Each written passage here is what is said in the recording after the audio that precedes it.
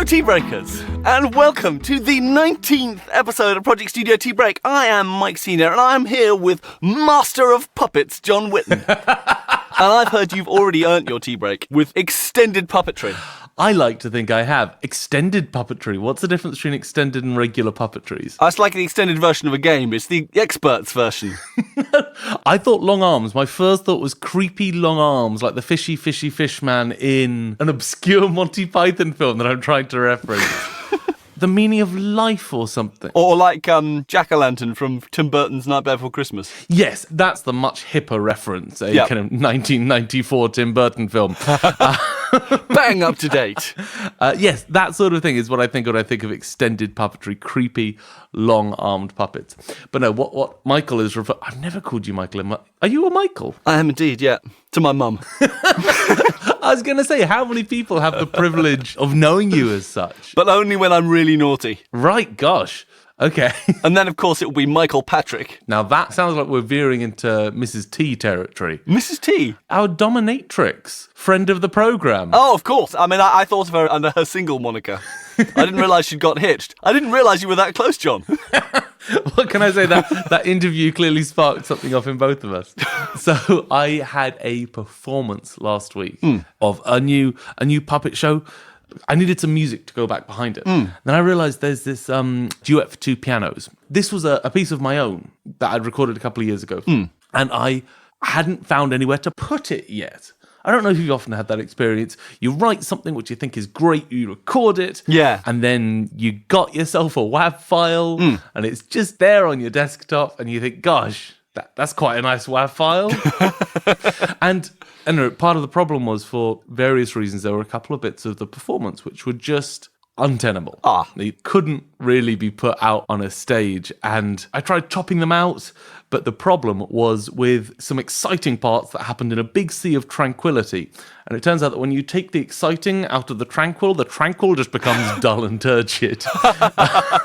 It was one of those classic cases of chopping out the bit that seems to be wrong with it and realising that breaks the whole thing. So I did something that would have upset 18-year-old John, probably 25-year-old John as well, maybe John 6 months ago as well, hugely, which is that I mixed down the Sibelius playout of the score of this piece. And then at these problematic bits, I just kind of laid it on top and used Reaper's incredible stretch markers to pull it to the tempo of the live version. Just bring the live version down a little bit. Oh, wow. God damn it, Mike, it worked. Oh, wow. This is a general MIDI piano. It was one of those ones where you thought, how am I getting away with this? That's exactly what I was thinking. And, it needs a bit of it goes slightly brighter, which I need, but I would never have imagined that it would sound anything like as good as it did. So that I slapped those plasters on all the problematic bits. Fabulous. I don't think I will ever confess this particular technique to either of the concert pianists who were kind enough to record for me. No, but with that up and running, we used that as the soundtrack. Now, I spent a lot of time building these puppets. So you do all your puppet construction? Yes, this is a new thing for me for this show. Because, I saw lots of puppets in that show you did, Gilgamesh and Me. Yes, indeed. There was a goodly chunk of them. But those were not built by me. Those were built by an incredible puppet maker called Blythe Brett. Ah, right. Which is why we had a 1 meter tall bull's head. Yeah, I saw that in the publicity photograph. Yeah, and in my show, there are a few slightly monstrous-looking disembodied heads. Ah, right. Of a small variety made out of papier-mâché. You play to your strengths. But the true hero was not John the music producer, was not John the puppet maker, was not even John the performer. What, even after that Sibelius stunt? You know what? I was in the running. That was fairly heroic. I was pretty excited for my position as the true hero at the end of that. But no, it turned out the true hero is my extremely long-suffering partner. Ah, right. Who was confronted by me at about 1 p.m. on show day. Right. Saying, I'm not sure how this is working. Could you have a watch of a run-through for me? Test audience. So what did you say? The way this puppet is moving, this doesn't feel alive. It's not working at all. Yeah. I imagine it moving a little bit more like this. Yeah. And whipped out a fairly virtuosic puppet performance. Oh, wow. At which point, it was clear to me what the solution to this problem was. So... Within the next 4 hours, Cass was press-ganged into her very first puppet performance. Oh, wow. Was dragooned into dressing up in all black, face veil and everything. A star is born. Absolutely. You were restyled as a Svengali, a master of puppeteers. Oh, no, I don't think so at all. My experience of it was much more as Salieri. Oh, all right. It was, here I am, discovering and promoting some young talent. And what's that? They're much, much better. So the show was very well received. Of course, no one cared about any of the bits that I cared about. There were a couple of edits where there was a bit of a phase issue at one point. Right. And the music kind of turned inside out over a crossfade, and I just hadn't had time to fix that. And no one notices.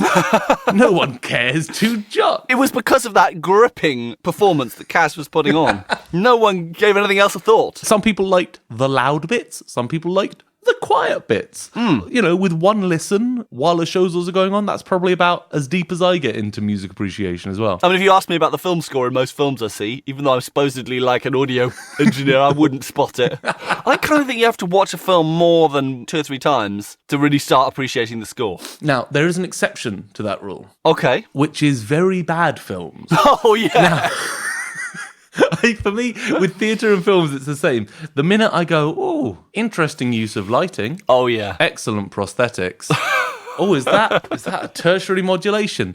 Then it may be great music, it may be great effects, but it is not a great film. Yeah, it's a kind of a red flag, isn't it? Anyway, that's how I've earned my tea break. Have you earned yourself your tea break this month, Mike? Yeah, I kind of think I have. I've been doing lots of work on the new Cambridge MT website. Excellent. That's just about to go live. Is that going to be up when people are listening? It may be. I'm hoping that the beta version will be up towards the end of this month, so by the time the podcast's out, very soon the new website hopefully will launch publicly. That's only 3 qualifiers, listeners. It'll be out on the 1st of the month, plus or minus 3 qualifiers. And what is the full link address that I'm sure everyone listening already has it bookmarked? Cambridge-mt.com will be the same old email address, but same old web address, rather. You can see, it's because I'm tech savvy. I know my emails from my websites. Please address your electronic mails to the following web address. In a stamped addressed electronic envelope. One simply makes a letter in the normal way in an envelope and then pushes it through the fax machine. And of course, I've been busy following up on discussions from last month. You received an email from me that you studiously ignored, and I think honestly with good reason, because I had already lost a good morning to it. In the end, I gained a good morning. It was just an extremely unproductive good morning. I can kind of tell that I've got to the end of doing my content updates for this website because I was able to get sucked into this massive, great internet rabbit hole once I discovered the Baby Shark Trap remix. And guys, it's actually pretty good. Like, it's a decent track. And that led to like 2 whole different rabbit holes. There was the one that then went down the different styles, R&B versions, bluegrass. I liked the bluegrass. There was a jazz one, there was an a cappella one. And I think the R&B one had like 20 million hits. That's because the R&B one was gorgeous. And it was about like the importance of family. And I don't know what those chords were, but I'm going to figure them out at some point. It was lush. And then there was the whole other rabbit hole where people had started choreographing dance moves to the trap version. Really? Now, I have not seen. I'm going to try so hard not to Google it. You see, I'm fishing you in. Yeah, you are. You're reeling me. It is very, very entertaining viewing. And that will certainly be going into our links mail out in the middle of the coming month. That's akin to a mail bomb, what you're sending out. It's a productivity mail bomb. And as soon as YouTube starts to realise what you're doing, and YouTube starts to realise, oh, are you interested in Baby Shark remixes? It's very willing to help out. You can practically hear its algorithm frothing. Yes, there you go. We've got them. For the next 3.5 hours, we've got them. I also heard back from Matt Boudreau of the WCA podcast. Oh, did you now? Yes, and I quote, "My youngest listened with me on the way to school today. He cracked up at the end part about my announcer Chuck saying in the wrestling voice, Matt Boudreau." So basically, I think our work here is done. I think that's a win. And now, a quick shout out to Nick Felbab on the Project Studio Tea Break Facebook. Hello, Nick. He's been kind enough to drop us a line, let us know that there's a bit of an issue with our feed on Player FM that it stopped updating at episode 16. Oh, right. So we do know what's up with that. We have got solutions. For that, I'm going to pass you over to Bellingstrop Smythe, the podcast technical director. Bellingthrop, are you there? Hello. Hello there. Top of the morning to you. Gosh, it's been so long since we've spoken. I wasn't sure what you were going to sound like. I think I've forgotten your voice, but it's just lovely to hear you. It's dreadfully easy to forget. It is. But music to my ears to actually hear. So what advice have you got for Nick? What's going on there? Well, you see, when we redesigned the website at Bellingthorpe and Sons, Web Development Limited. Yes. We Absolutely. We had to slightly change the XML link that was used to work with the RSS subscription. Right. So we'll provide a new XML link within the mailing list mail for this month. And of course, if you're listening to this, you'll have no need of that at all because yours has been updating just fine. So That's a very good point. So it's another typical Project Studio Tea Break solution. Incredible. So we are including in episode 19 tips on how to access episode 19. Nifty. Great. Good. Jolly good. Fine. As you were. Thank you so much, Bellingthrop. I'm so sorry to have interrupted your pheasant hunt tea party. Paul! Right, no, I didn't interrupt at all. You just kind of carried on. Mike, are you back? I miss you horribly. Our ISDN Technolink has been redirected. Good, I'm so glad. What a charming, if intimidating friend we have. It's web support like that's really helping make the podcast the powerhouse that it is. Yes. With staff like that, is it any wonder that we are in the state that we're in? Full of pheasant. Full of pheasant.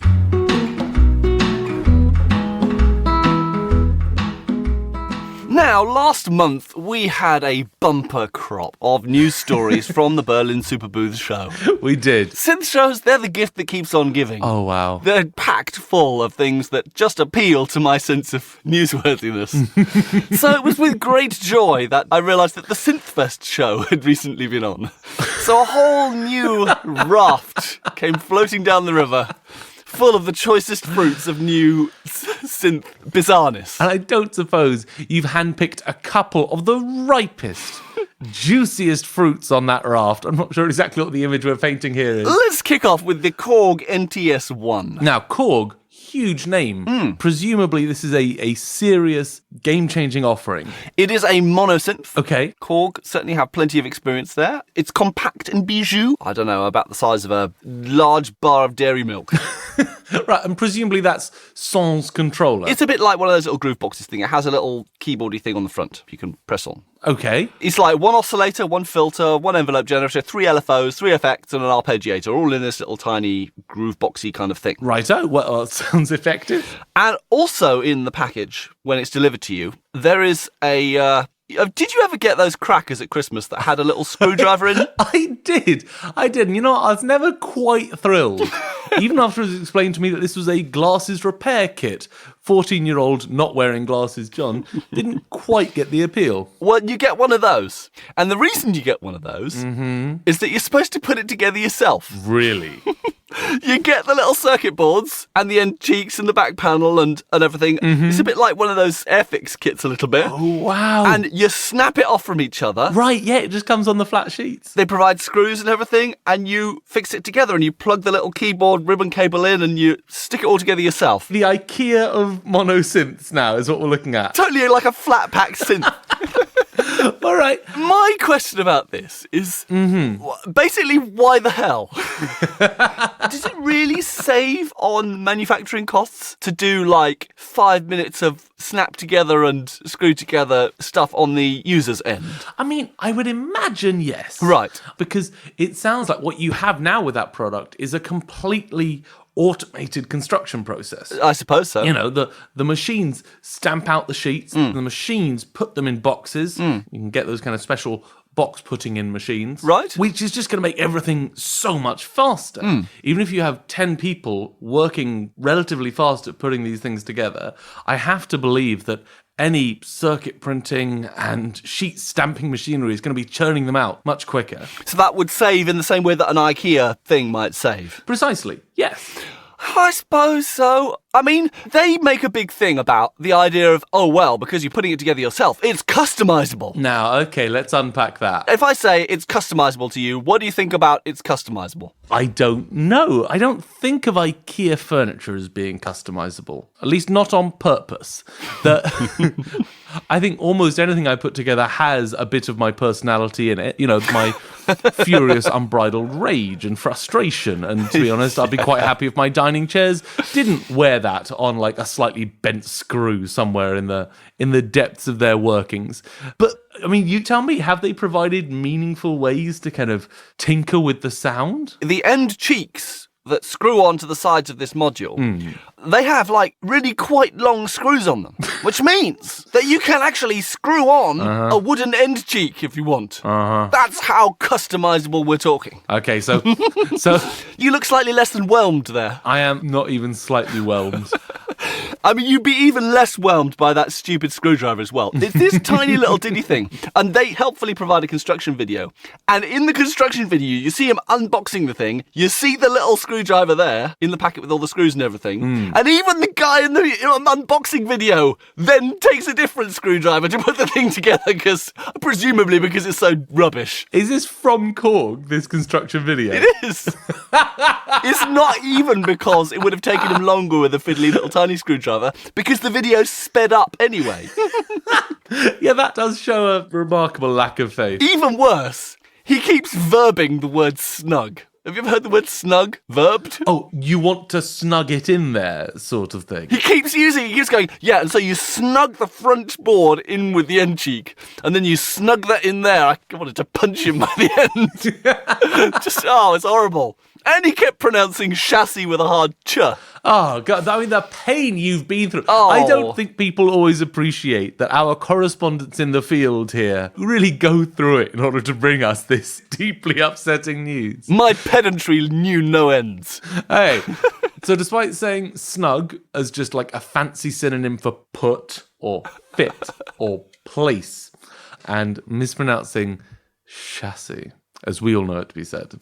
He didn't even use the tool provided. No, not at all. It just seems like such a silly product. And on top of that, it has a kind of a ticking time bomb, potentially, in its design, which is the infamous 4-digit 7-segment LED display. You know those ones where you have, like, each number is represented by a kind of an 8-shaped block? Yeah. Depending on which segments of the 8 are lit up, you get different numbers. Yes, absolutely. I'm familiar with the working. Now, this thing has one of these displays, and it reminds me of hearing a story from someone who used to test products, and I think it was for Korg, back a while ago, probably 20 years ago.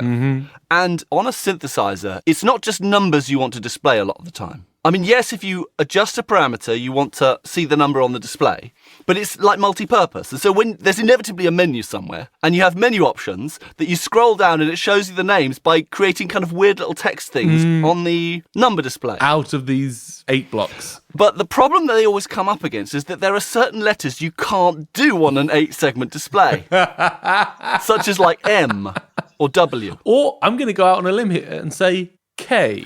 K's tricky, although you can kind of get away with it. When you see it in context, you'd know which one it was. Yeah. Like a T, you can do as a kind of a backwards 7. Right. And usually in context, you'll know what it is. It'll make some sort of sense, yes. But this presented Korg with a problem when they wanted to have the metronome option in their menu architecture. Because they couldn't put metro or whatever. There's just no way of doing M. So they decided, in their infinite wisdom, to replace it with the word count. Because you can do C-O-U-N-T. Right, yeah, no, I'm just working my way through those. You're absolutely right. But unfortunately, they only had 4 digits with which to represent those 5 letters and decided to miss out one of the vowels. Oh, no. No, Mike, no. And realising, of course, that C-O-N-T is generally accepted abbreviation for continue, they thought to themselves, well, we can't do that. Perfectly reasonable. So there's really only one value neutral, currently meaning... They didn't, did they? They did. I believe it never reached the market because I think the guy who was testing it pointed out to the people in Japan that perhaps it might be better to choose a different menu option. That is so upsetting and so brilliant. So whenever I see a 4-digit 7-segment LED display, I always think about that. And I think it's only a matter of time before that gets capitalized on. If they're going to make it customizable, why couldn't they make that bit customizable?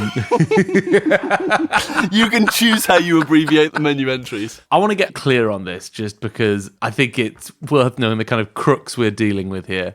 Customizable doesn't refer to anything to do with the sound or sound production. Not as far as I can see. Right, so it's not inviting you to get in there and mess with the LFOs. Literally, you can just screw it into an end cheek thing. And I think the idea is that you can screw it into an end cheek that then combines it with other synths of that size from their range. What a novel concept. Berlin's going to love this one. There are people whose minds are going to be blown. Now, this whole thing with the 4-segment LED reminded me of a couple of things I'd discovered to do with text and the way letters are represented in various different formats. Did you hear about... Well, you know who Niall Horan is? No, not yet. Oh, he's one of the guys from One Direction. Oh, okay. I was briefly ashamed to not know who you were talking about, but then all of a sudden proud. Yeah. Extra kudos to you for not knowing who Niall Horan is. Thank you so much. Back in 2017, as One Direction were on kind of hiatus, he decided to come out with his debut solo album called Flicker. Okay. And he decided to take this album on tour. And for the tour poster, there was a big picture of his head and the title of the album underneath, Flicker. But unfortunately, in their infinite wisdom, they had chosen a font that rather made the L and I look like they had elided together into a U. I was so hoping we were heading this way. Okay. Which is just diamond. Okay. But the very, very, very best one, the one that has had me snorting into my tea at random intervals all week when I remember it, is to do with Susan Boyle. Now, this is a name I do know. Now, in 2012, she released, I think, her 3rd or 4th album or something, an album called Standing Ovation, which I'm sure you've heard of because it's all hits from the stage. Righto. And as the album was being released, the PR account for Susan Boyle, at Susan Boyle HQ on Twitter, posted the following message. Yeah? Susan will be answering your questions at her exclusive album listening party on Saturday. Send in your questions. And they followed it with a hashtag, Susan Album Party. Unfortunately, they put it all lowercase. And some people read it with an apostrophe after the U. And so we were treated to one of the very best PR goofs of all time. Sue's Anal Bum Party. Now, it was hastily changed to capital Susan, capital Boyle's, capital album, capital party, but it was too late. It had already been screen capped. That you cannot put that genie back in the bottle. No.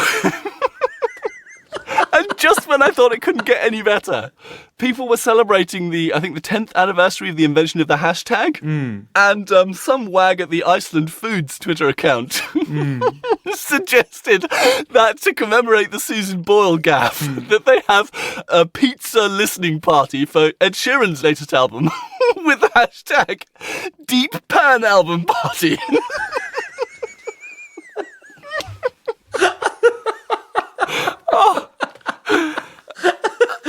Okay, I'm gonna request that you leave that up to our listeners at home to write out. Oh dear, I can't tell you how often that has just interrupted my life randomly to suddenly have me squirting tea through my nose.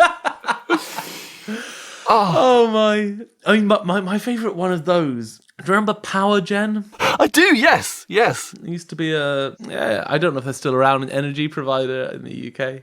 And they expanded out into Europe, and they had different websites for their different places. So there was Power Gen UK, there was Power Gen Norway, and there would have been Power Gen Italy, but of course it was done in the native languages, and Italy and Italian is Italia. So you had Power Genitalia, and I think that's great. I do remember that's wonderful.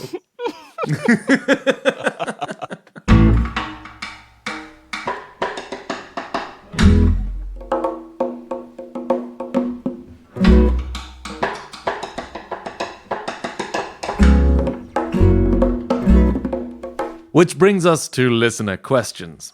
we've got a very special one, one that is possibly going to be quite close to the hearts of many of our listeners. Is this a special listener or a special question? I think all our listeners I think both our listeners are special, but this is a particularly special question. I think a question that many wonder. And finally, one listener has had the bravery to ask, Dear Mike and John. Yeah. It's nice that we're off the masturbation puns for a little bit. Yes. Dear Mike and John, I am an electronic musician. I take this lifestyle seriously, from the perpetual bedhead to the all-black clothing and sunken, haunted eyes. Tick, tick, tick. The problem I have is when people, normally older people who know I make music, ask what instrument I play. I mean, I can twiddle pots with the best of them, plug and unplug modulars with ninja-like precision, bash sample pads, but none of these are strictly instruments. Defaulting to piano, because that's how I control most of my synths, will far too often find me sat at a piano being asked to play some Beethoven. Some of these things don't even have mod wheels. Play us a lovely tune, love. You're good without tickling the ivories. I'll see you down there in your room. Precisely. Your headphones plugged in, the keyboard in front of you. You must be quite good by now. You know what? I feel like this might have been sent in by you, Mike. Come over here, Edna. Yeah, we're going to do Roses Are Blooming in Piccadilly, a foxtrot. Some of these pianos don't even have mod wheels. Heaven's sakes. Where do I start? And this is from Serious Musician in Surrey. Well, did you have any suggestions there, John? See if you can kick us off. Well, first, I want to say I sympathise. Yeah. You make music, and I'm going to be the first one to say electronic music is valid music, but this kind of connection between making music and playing an instrument, which has appeared in some orchestras at some point or in bands, is really deep-seated. Yeah. My first thought was that you could say, oh, no, I'm a producer. It's a pretty kind of catch-all thing, isn't it? But I've gone off that because I think it sells you short. I think if we're talking to the uninitiated, then they might think you're just good at waving a cigar around. And well, there we go. Somewhere between waving a cigar around and just making the tambourine a bit louder or something. More cowbell! Exactly. Have you ever seen that SNL sketch? I absolutely have. I think Christopher Walken is a national treasure. Yes. So then I thought, well, maybe we're going the wrong way, trying to appease these older people. Okay, right. Maybe we just blow it straight out the water. What instrument do I play? Electricity. Wow. Yeah. I can already see tea being spilt into saucers. Followed just by like a dead, straight-on stare. You know, what instrument do I play? The trillion pulses of voltage that feed into a million billion zeros and ones captured by the tiniest microscopic magnets on a spinning disc. You know, that's my music. Oh, that's lovely, dear. Is it something we can whistle? The elderly lady interrogation is always a tricky one. Mitchell and Webb used to do something like that, didn't they, on their radio show? Oh, yeah? The idea was that they'd be playing two elderly ladies, and then one of them would be playing someone who's being interviewed by them about their job. Oh, I do remember these sketches. And just by asking seemingly innocent questions, they'd slowly, completely undermine the entire validity of this person's life. That was that Mitchell and Webb sound, wasn't it? I think it might have been, yeah. I need to go and look some of those up. It is exactly that. You can very quickly be led to the conviction that neither you nor anything you've ever done make any sense at all. You could leverage the power of illusion. Now, how do you mean? I think we have talked before about those websites you can go to where you can just type the keyboard and it makes it look like you're hacking. That's very true. Now, there are apps that are supposed to help you learn to play the piano, where a piece plays whenever you hit the note on the piano. Yes. So I wonder whether you could have something like that, where you just like bash your MIDI thing and make it look like you're playing, and it causes the thing to play.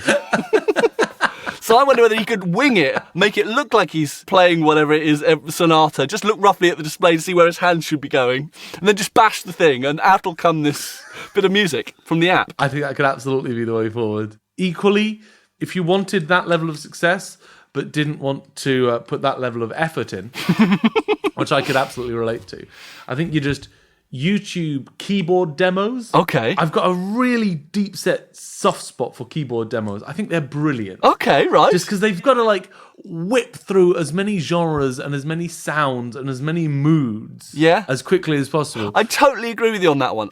when I was at SOS, every year we would go to the Frankfurt Music Messe. Yeah. And every year, one of the highlights of the show was going to see this Italian demonstrator who worked for Roland. And he was always like 1,000-watt smile and totally into all these like bossa rhythms and then like go off into Eurodance and then go off into country and played it absolutely straight, but really high intensity. And it was hysterically funny, but also it was brilliant in the same way that you see some incredible mime artist or slapstick performer. And you think this is really funny, and yet at the same time you marvel at the technical achievement involved. Yes. The fact that he had it all mapped out on this arranger keyboard that he was demonstrating with, and it all worked beautifully.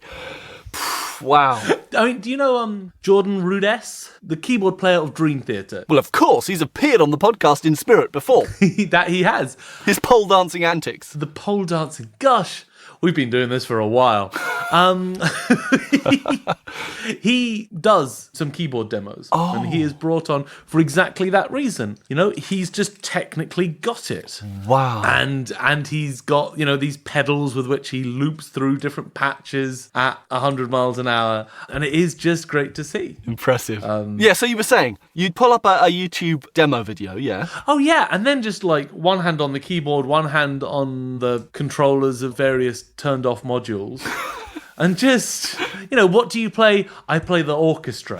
I think lean into this strange music wizard character that you may have imposed on you anyway. Couldn't you say something like, I play the shawm or the ophicleide or some weird old instrument, and you could say, I'm a virtuoso, I'm a virtuoso dulcimer player. It's worked for me so far. All roads lead back to dulcimer, and say, I just don't have it here, I'm afraid.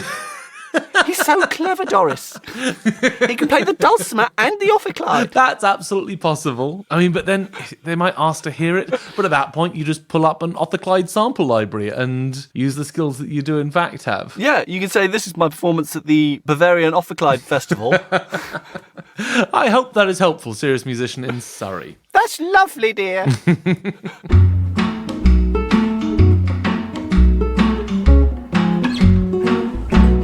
I can tell by that look of relief and chilled out tranquility on your face that you know that this month it's not your turn to deal with the facepalm slot. That I can keep at least some of my dirty laundry in the hamper for 1 month more.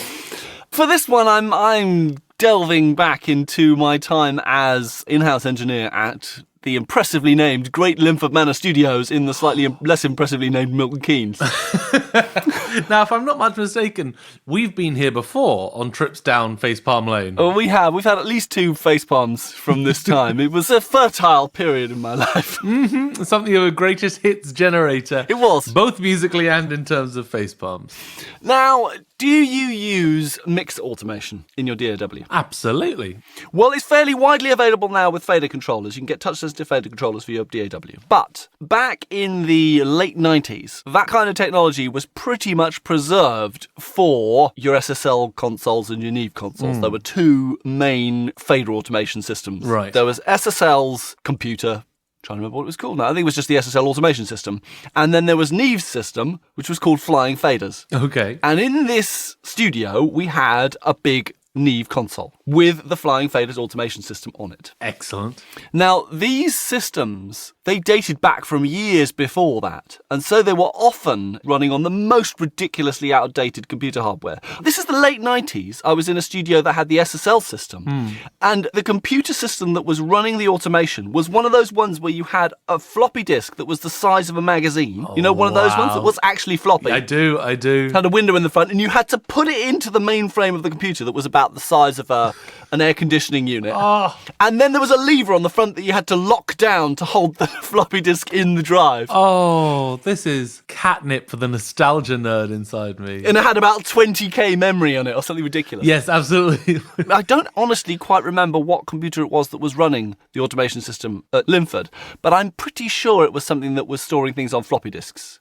So it was comparatively modern. Okay. And the way it connected to the console to run the automation system was via an optical fibre, like one of those ADAT cables. Yeah. And this thing would often completely give you the heebie-jeebies because if it just got slightly bent out of place or moved in a weird way, the optical signals would get mangled. Oh, gosh. And then all of a sudden, all the faders and all the lights on the fader automation system would just go off like fireworks. Oh, that's amazing. They'd be wiggling about and jittering and all the lights would be flashing on and off. Go absolutely anywhere. So you'd just be in the middle of a session or something and someone had opened the door slightly harder than they would normally. It'd jiggle the cable and then the whole thing would take off and people would be like, what's going on? It's like the ghost in the machine. Would go completely poltergeist on you. So I got really good at delicately laying this little optical cable on its little route to try and avoid it doing this. And I realised that I had to work out how this automation system worked and read the manual, as I had a habit of doing. And this was quite early in my career of manual reading. I'd read a few manuals by that point, but I thought, OK, I'll read the manual of flying faders, work out how it works, do a few little test things in some downtime and work out how it works. And I'm pretty sure it was the first session where someone came in and decided that they wanted to use the automation system. Now, this wasn't that common because the studio I was in wasn't really set up for mixing. It was a lovely vintage Neve console and a beautiful live room. Right. And people basically came there to track mostly. But occasionally someone would come to mix. And the first session that came to mix was Nigel Kennedy. Really? And his The Kennedy Experience Hendrix project. I haven't heard. I mean, I know Nigel Kennedy. I didn't know he did a Jimi Hendrix tribute project. He did an acoustic Jimi Hendrix tribute project. Nigel Kennedy is a violinist. Yes. Wherein lies at least the first thing that's challenging and interesting about the idea of a Jimi Hendrix tribute project. But he loved the idea of Jimi Hendrix as a guitar virtuoso and the idea of translating this into more classical style instrumentation. It was a nice kind of crossover-y thing. I mean, I'm going to listen to at least one bit of it on Spotify. I'm going to give it a chance. You give it the time of day. Yeah. And they came in to mix it at the studio. The engineer was a lady called Jackie Turner, I think was her name. Yeah. She came in, she started setting up the first mix and sorted out the balance, whatever, and then turned around to me and said, OK, I think it's probably time we get the automation system involved. And it was quite common for engineers who didn't know the system to get the assistants to talk them through how it works. Yeah. And at this point, I was feeling pretty fly. I'd kind of read the manual. I knew what I was doing. And this is the point at which Hoffenbach is there and he's saying, well, she's just spent 2.5 hours setting up this first balance. Oh. And there are like 70 or 80 channels on the desk. Do you think maybe you should do, and this was quite common practice, do you think maybe what you should do is just go along the console and just mark the fader positions in pencil beside the faders? Yeah. And that would have taken me, maybe 4 or 5 minutes. But unfortunately, BT, our old friend, was there to say, nah, you can handle this. You read the manual. You're good. You got this. What can possibly go wrong? Oh, my. We haven't even recorded any automation yet. Oh, my. So I booted up the system, got it ready to go, and I was just starting to explain how the system worked. I switched the automation on, and there's this... And all the faders zero out. And there's this, I would say, a good 2 or 3 seconds that feel like 2 or 3 weeks of no one saying anything. Oh my, the pain. And the kind of the sinking realization that balance has now fluttered off on its merry way into the ether, never to return. I was going to say, what next? Now, all credit to Jackie Turner. I would have utterly felt that she was justified in tearing a strip off me on this occasion. But she was the sole restraint, and she pretty much without a word got up and went off and walked the dog for like 45 minutes. Leaving me kind of holding my head in my hands, thinking, oh my God. And then she came back and you cracked on. She came back, refreshed after walking the dog, and rebuilt the balance. I mean, admittedly, she didn't have to do any of the processing. At that time, the automation system was just the faders and the mutes. Right. So it was the faders she had to set up rather than the sound of any processing, whatever else that we plugged in. So it wasn't as bad as it might have been if it had been like a fully automated console. But it was still one of those moments of hubris that I'm particularly prone to. Of doing a bit of research or something and thinking, I can handle this. So I guess I'm an expert. I know how this is supposed to work. I can't tell you how often that's turned around and bit me in the arse. But that's one of the things that when I find myself doing it, I think, do I want to experience that 3 seconds ever again? And then you relive it on a podcast. Do you know what's even worse about this? Do tell me. While I was thinking about doing this facepalm, I went and looked her up on discogs.org. It's one of the few places on the net where you can still find all the credits for the records. Because most music stores don't have them on them now. I mean, the downloadable stuff. Yeah. But on Discogs, they usually have, who produced it, who mixed it, who was in the horn section, all that kind of stuff. And so I looked her up on Discogs. And pretty much her trail on Discogs stops in about 2002. And I'm really worried that I might have been a contributing factor to her exit from the record production business. I hope that's not the case. I hope she moved into something that's just not Discogs friendly. I love that she retired and became a Zen monk in the mountains of Nepal. Just could not deal with that kind of thing anymore. She now has a dog hotel somewhere in Devon.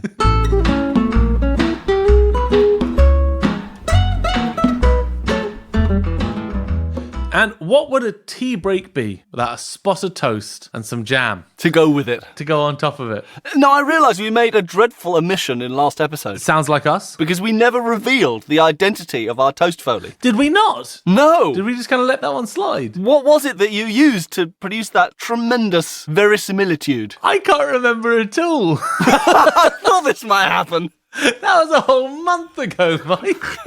I'm not sure what I had for breakfast this morning. I'm looking around because it's normally something random on my desk. Within arm's reach. I mean, I'm seeing a maraca. We might have answers on a postcard. But wait a minute, we were on Skype. And you've got a much better memory than me. What on earth did I use? I don't know. No idea at all. Okay, listeners, never let it be said that we lack commitment to our own stupid bits. Mike and I just went back and listened to last week's, and what's really weird is that normally my toast folies are awful, and this one sounded great, and I have no idea how I made it. Honestly, just pop yourselves back. It's in at the 13 minutes from the end moment. Basically, this means that your brain has no storage space for good toast foley suggestions. I think that's what it is. I think I need to go back to my roots. You're congenitally predisposed to rubbish toast foley. Here's the main problem, listeners. I know for a fact that it must be some random bit of nonsense that was on my desk and is probably still sitting on my desk. My desk is so covered in random bits of nonsense that I could not even begin to guess which one of them. That's the solution. We put a photo of your desk into the mailing list mail. Never. And invite suggestions. Never. This secret dies with me, this shameful truth about the state of my desk. Well, I can tell you what this month's toast foley will be, though. And here it is. Okay. Listeners, I'm looking directly at it, but I am absolutely none the wiser. Really? Well, I know what it represents. What does it represent, then? Well, no, let's hear it first. Well, I need to get a guest toast foley artist in to do this for us. Oh, yeah? Let me just call... Listen, something very strange and extremely upsetting has just happened. It feels like I am looking straight into a mirror. I am looking at Sock Puppet John. And so now, with the assistance of my able toast foley assistant, Sock Puppet John, whose lips are undulating in exactly the way I do, we will now have toast foley. Here it comes.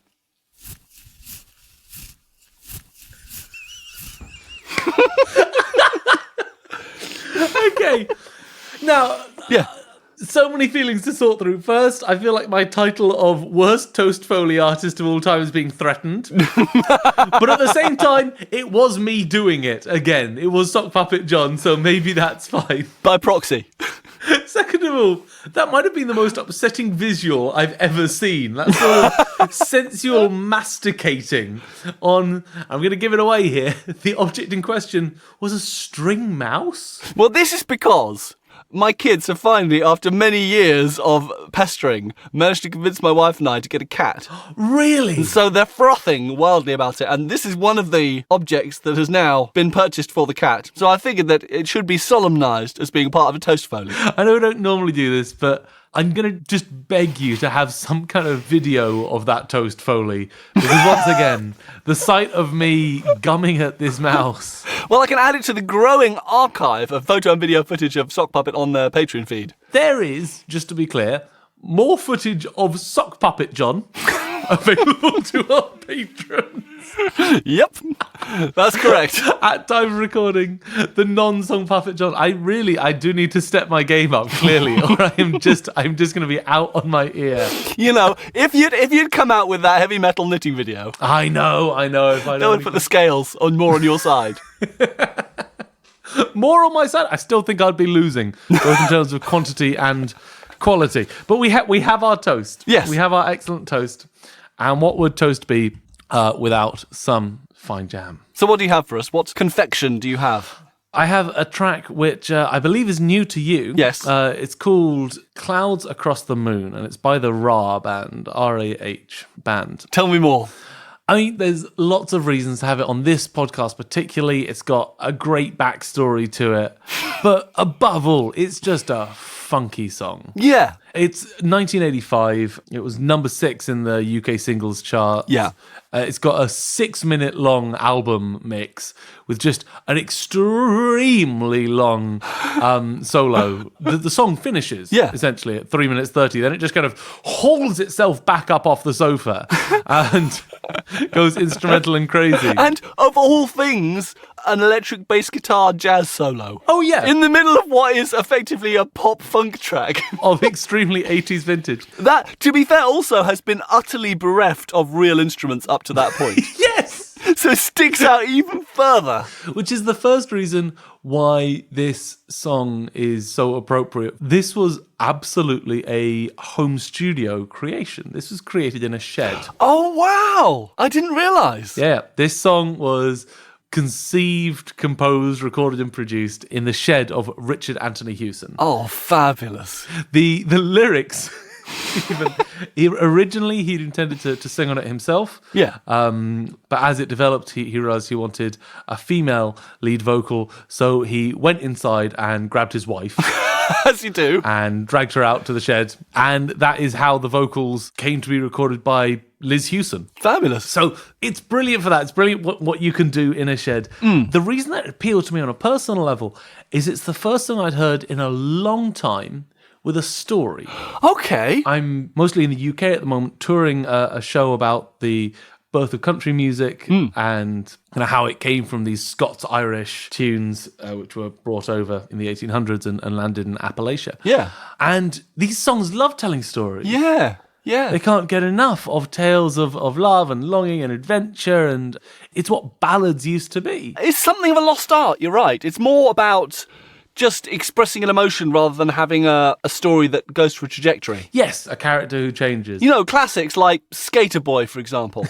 See, that's one of the reasons I like Skater Boy. It starts somewhere and it lands somewhere else. I think that's brilliant. Or Camouflage. Yes. Another one I like. Yes, 300%. Ooh, Camouflage. Oh, I love that. I'm trying to think of the most modern song I can think of. Stan.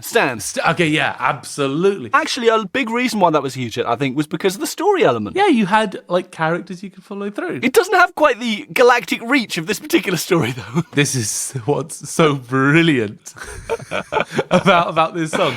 Now, in the words of Richard Anthony Hewson, whose initials are the RAH of RAH band, he said the song took place in the future where there was a 100-year-long war on Mars. Now, much of the plot revolves around a phone call that this silent space hero's wife is making to him. Yeah. And it keeps on kind of cracking up because of asteroid interference. Brilliant. Hewson said of the phone call, it was much more difficult to make these calls since British Telecom was privatised. Just get a little dig in there. A little dig in there. He also mentioned that the phone call cost about £5,640,000 and 40 pence.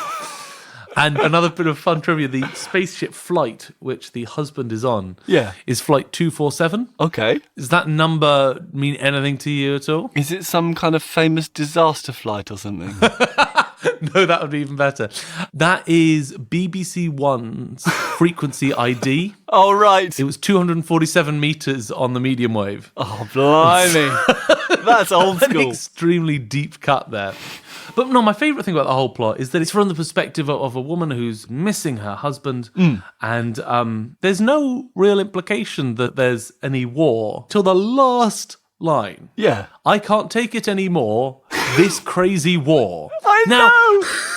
That kills me. John sent me a link to this thing just before the episode so I can have a quick listen. And it is so incongruous because the whole thing is so kind of upbeat and chirpy and plastic synth electro stuff. Yep. And all of a sudden you get this thing in that sounds like it's part of a protest song, just this couple of lines, and then it's gone, and that's it. Yeah. There's no elaboration. Yeah. And then you're into a 2-minute long jazz bass solo. I mean, it could be a comment on the track itself. I can't take it anymore.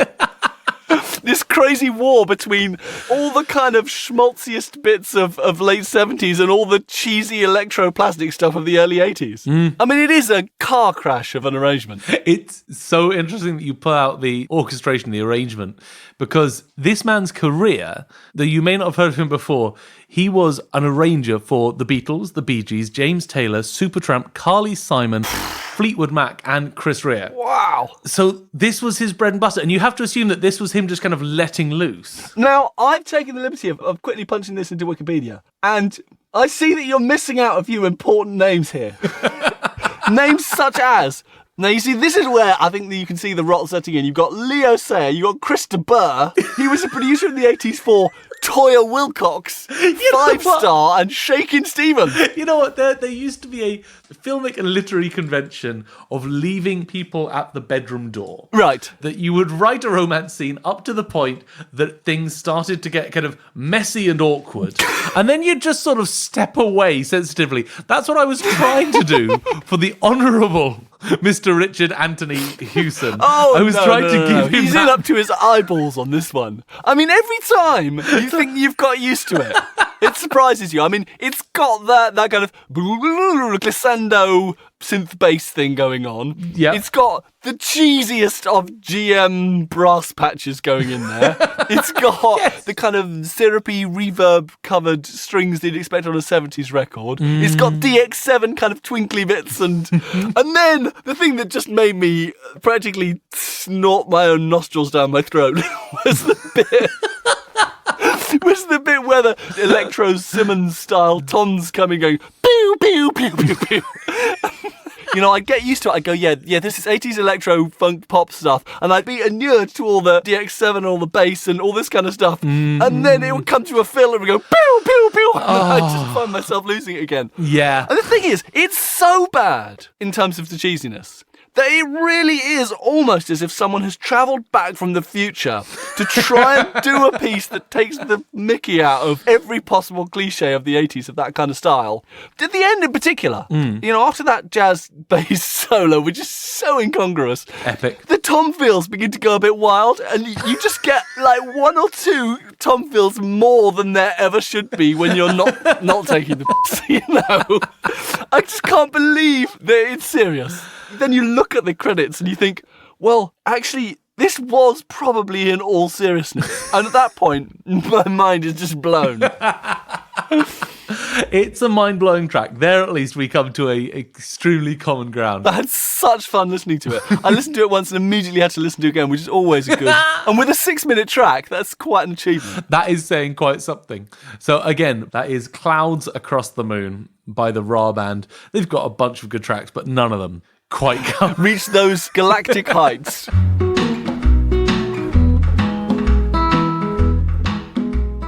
So sadly, our episode is drawing to a close. But if you have not had enough of a Project Studio Tea Break fix, then head over to our Patreon campaign. This month it's a bumper crop of extras. Stacks, heaps. We have not only the photographic and videographic evidence of John's sock puppet in action, but we also have information about Jack Black's cavalier attitude to toast continuity. Oh my goodness. I've been talking about gagging Errol. There's the follow-up to the Steadman SK1 review we did with Sound on Sound. And, of course, last but not least, the official conclusion of our world record attempt. It's a roller coaster. It's a roller coaster that ends in another larger roller coaster. So if you like that, head over to www.projectstudioteabreak.com, and from there you can access our Patreon campaign link as well as our email address and all those kinds of details. We are all up on the social medias. We have a Facebook at www.facebook.com/PSTB books. We tweet on Twitter at www.twitter.com/PSTB tweets. Fabulous enunciation. Thank you so very much. I wanted to go into the Nick Butterfield, that's W, full stop, but I managed to resist. And anyone who's just not getting enough of me, the show that I was talking about earlier in the episode, the theatre show, yes, it's called Mountain Music by Little Bulb Theatre Company. And it's all like country music stuff, isn't it? Yeah, so it tracks the development of these songs from their Scots-Irish beginnings into modern country music. Fabulous. If you Google Mountain Music by Little Bulb, we're touring all around the country. I am in it from the 6th to the 17th of November. Cool. But it will be brilliant even if I'm not in it. Not quite as brilliant, I mean, surely. Obviously not quite as brilliant. Yeah. No one brings that scrunky banjo quite like I do. Which leaves us only now to thank our sponsor. Indeed. With deepest sincerity. This month, Project Studio Tea Break is brought to you in part by the Froome Garden Centre. Oh, very kind of them. Who've decided to cross-promote. Keep it together, John. I know you're overwhelmed by their generosity. Well, so what they do, they obviously have a large array of plant containers. And that's what we've co-created with them, is a pot. And of course, what they've done is that they've styled one of these plant containers over a hardware controller potentiometer. Oh, right. What they're selling is pots. Pots. Pots. These ones in particular have excellent drainage, which is useful, especially for when plants are first being separated out and put into their own. I suppose what I'm saying is these are potting pots. Okay, I see, right. Yeah, which can be used for any plant, but... Oh, ahoy there, gag! Sorry. Given their dimensions and their material... Particularly well suited for hydroponics, for example. They could well be. I suppose what I'm saying is that we recommend this month that you check out Froome Garden Centre's potting pots. At your earliest convenience. You'd be potty not to. Exactly. Anyway, that's a long drawn out pun. In a fine tradition. Well, in which case, all that remains to say is... Ta-ra, pets. Bye-bye!